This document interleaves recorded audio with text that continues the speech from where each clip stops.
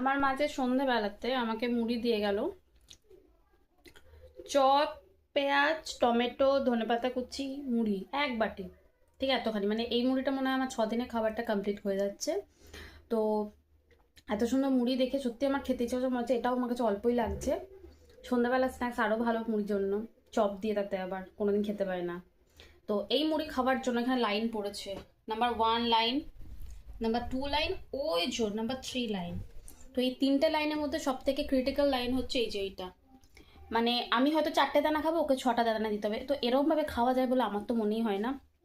তো কি বলা যায়, আমার এই এক বাটি মুড়িটাও এখানে সামান্য, এই এক বাটি মুড়ি, কিন্তু আমার কিছু করার নেই।